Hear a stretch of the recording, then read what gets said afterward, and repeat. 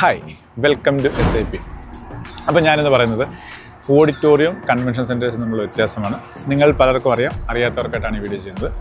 ഇപ്പോൾ ഓഡിറ്റോറിയം എന്ന് പറയുന്നത് ഒരു സമയം, അതായത് ഇപ്പോൾ രാവിലെ 10 മണിക്ക് ഒരു ഇവൻറ്റ് നടക്കുകയാണെങ്കിൽ ആ സമയത്ത് ഒറ്റ ഇവൻറ്റേ നമുക്കവിടെ കണ്ടക്ട് ചെയ്യാൻ സാധിക്കുകയുള്ളൂ.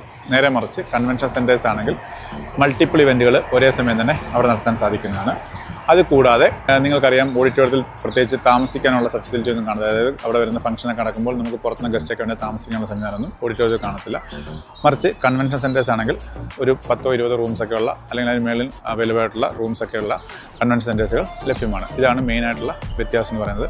അതുപോലെ നല്ല കൺവെൻഷൻ സെൻറ്റേഴ്സിലൊക്കെ പ്ലേ ഏരിയ, ഒരുപാട് ഫെസിലിറ്റീസൊക്കെ ഉണ്ട്. നിങ്ങൾക്ക് ജിയോയുടെ കൺവെൻഷൻ സെൻറ്റേഴ്സൊക്കെ സെർച്ച് ചെയ്യണമെങ്കിൽ മനസ്സിലാവും എന്തൊക്കെ അമ്യൂണിറ്റീസാണ് ഉള്ളതെന്ന്.